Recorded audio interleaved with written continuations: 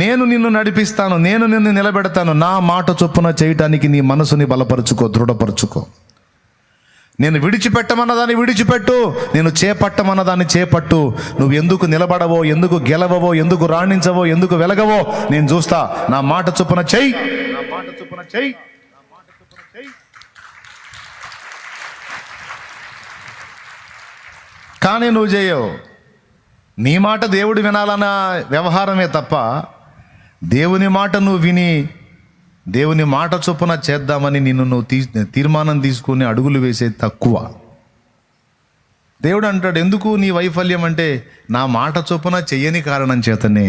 నీ మనసుకు తోచినట్టే చేస్తూ ఉంటావు, అందుకే నా కార్యములన్నీ అగచాట్లకు కారణం.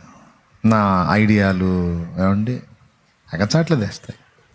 నీ మార్గములు, నీ మాటలో నేను కానీ ప్రయాణం చేస్తే అవి నాకు క్షేమకరములు.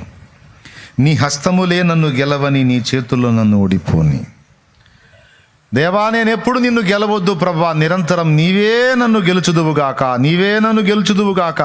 నిరంతరము దేవా నీ చేతిలో నేను ఓటమి పాలగుదునుగాక, ఓడిపోవుదునుగాక. ఇదే జరుగునుగాక, ఇదే జరుగునుగాక. ఆమేన్, ఆమేన్, ఆమేన్, ఆమేన్, ఆమేన్. ఇది మన హృదయ వాంఛై ఉండాలి బిడ్డ.